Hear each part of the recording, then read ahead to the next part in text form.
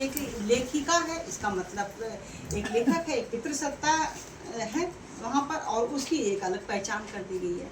तो ये एक है जब तक समाज में भेद है तब तक ये स्त्रीवाद, स्त्री चेतना आएगी। ये भेद खत्म हो जाएंगे तो ये स्त्रीवाद नहीं होगा, दलित साहित्य नहीं होगा और सब नहीं होंगे, क्योंकि ये एक सब एक तरह से कहें हम वर्ण व्यवस्था की ही उपज है।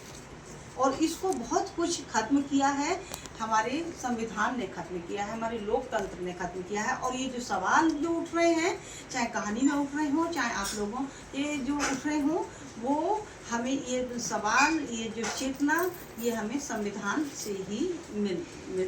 नहीं मैम, ये मैंने एक्सपीरियंस किया है कि आज के डेट में एक वर्ड चल रहा है एंटी फेमिनिज्म टाइप का, और वो फेमिनिज्म को बहुत नेगेटिव पॉइंट्स में देखते हैं कि स्त्रियां अगर अपनी आज़ादी की मांग करती हैं तो वो केवल मांग करती हैं घर से बाहर निकलने का, सिगरेट पीने का, गाली देने का।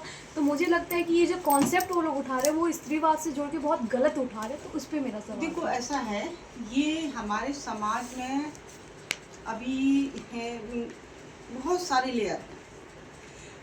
वो जो स्त्रियां हैं वो बाहर निकल के, चाहे वो जैसे भी कपड़े पहने, जैसे भी रहना चाहें, चाहे वो सिगरेट पिए, रात में है, वो है तो एक स्त्री की आज़ादी।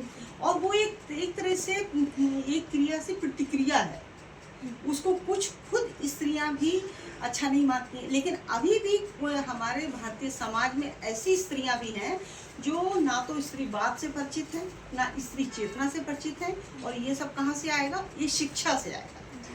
तो ऐसी स्त्रियां फिर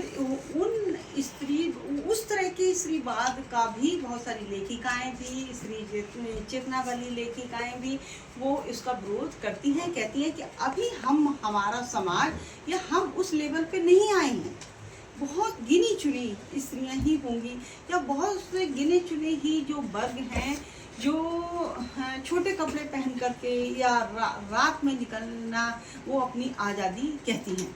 आज़ाद स्त्रीवाद और स्त्री चेतना का मतलब सही है स्त्री अधिकार से, स्त्री के अस्तित्व से, इस मनुष्यता की पहचान से। अगर उसको हम वहाँ से जोड़ कर देखेंगे तो समस्या नहीं होगी, क्योंकि वो मनुष्य उतनी ही है जितना वो पुरुष है।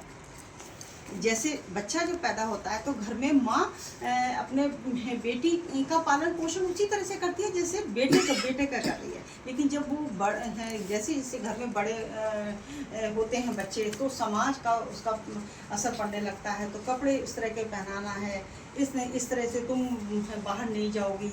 जैसे जी ने डॉक्टर साहब ने कहा था कि 21 साल की लड़की के साथ में 6 साल के भाई को भेज देते हैं, जाओ सामान ले आओ, जाके ये ले आओ। तो ये एक सोच है हमारे समाज में, एक मानसिकता है, और यही पितृसत्ता है। और उसी को तोड़ने का हर बुद्धिजीवी, जो स्त्रीवाद कोई शब्द बुरा नहीं है, वो एक विचार है और एक बहुत आदर्श विचार है।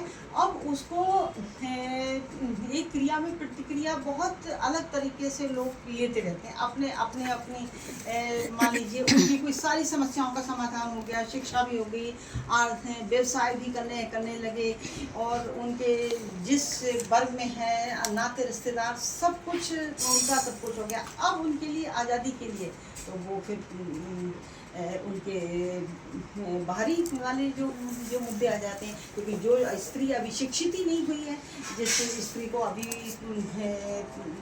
यानी कि वो स्त्री अभी जानती नहीं है कि क्या स्त्रीवाद है, क्या स्त्री चेतना है, क्या संविधान है, क्या उसका वोट का अधिकार क्या है। तो पहले तो उसको शिक्षित करना पड़ेगा। उस वर्ग से आ रही है तो वो तुम मनुष्य हो, तुम दबो नहीं, तुम अपना पहले शिक्षित हो, और शिक्षित होकर के अपने अधिकारों को जानो, अपने पैरों पर खड़े हो। स्त्रीवाद अपनी मजबूती से आता है, पहले उसकी शिक्षा और उसकी आत्मनिर्भरता। जब तक वो आत्मनिर्भर नहीं होगी तो बाकी सब कुछ हवा हवाई है। ठीक है। एक सवाल ये था, एक इंदु ने सवाल उठाया था, बड़ा महत्वपूर्ण सवाल था कि पुरुष अम्बेडकरवादी होते हैं और बाहर के लिए, घर में नहीं।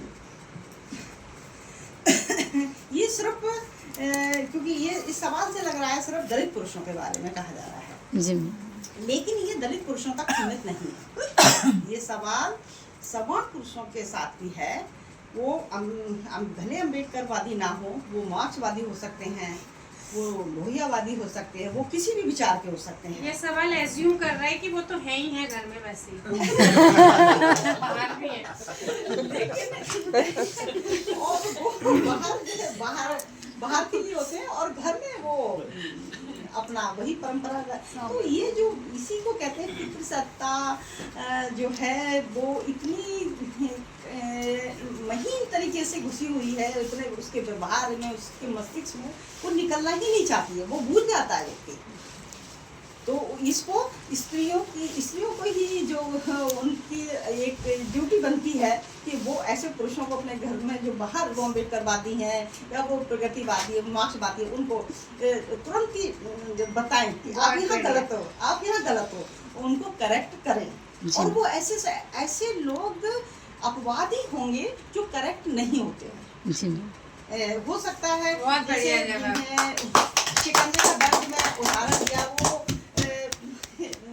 जो सुशीला टॉप भरे हैं वो चाय बना के लाती हैं, टेबल पे रखती हैं, वो उनके किसी बात से लेकर के जूता रख के मारते हैं।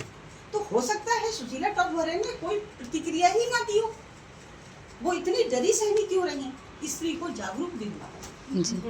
जी।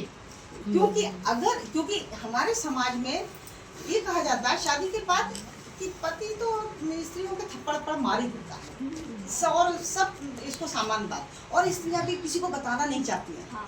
इस बात को उजागर करें। पहला थप्पड़ ये खाएं ही नहीं। पहला थप्पड़ अगर कोई स्त्री मार रही है, वो पुरुष मार रहा है, पति मार रहा है, तो उजागर कर दें, सबको बता दें। वो आपकी बदनामी नहीं है, उस समाज की, उस परिवार की बदनामी है।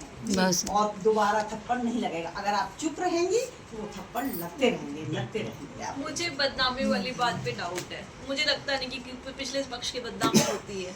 किसकी? थप्पड़ मारने वाले थप्पड़ मारने वाले पक्ष की कोई बदनामी नहीं होती है। ये हम लोग ऐसा बिलीव कर रहे हैं, हम लोग ऐसा बिलीव कर रहे हैं। मतलब मैं कंटेस्ट से कर रही हूँ, बट लिव्ड एक्सपीरियंसेस लोगों के इस तरह के बदनामी होती है। पुरुष की अपना एक स्टेटस होता है, वो अपने समाज में एक सामंती परिवार है, सामंती जो परिवार है, वहाँ तक तो वो लोग कह सकते हैं कि ये तो सामान्य सी बात है।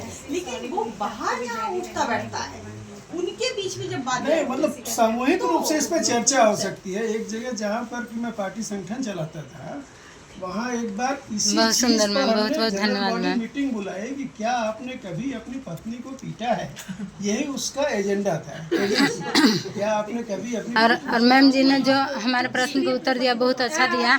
और उसे मैं 2 पंक्ति में कह देती हूँ कि मैम की बातों कहीं कि स्वतंत्र हो जा नारियाँ, स्वतंत्र हो जा नारियाँ, स्वतंत्र होना तेरा अधिकार है। जैसा मैम ने अभी संविधान की बात कही कि स्वतंत्र हो जा नारियाँ, स्वतंत्र होना तेरा अधिकार है।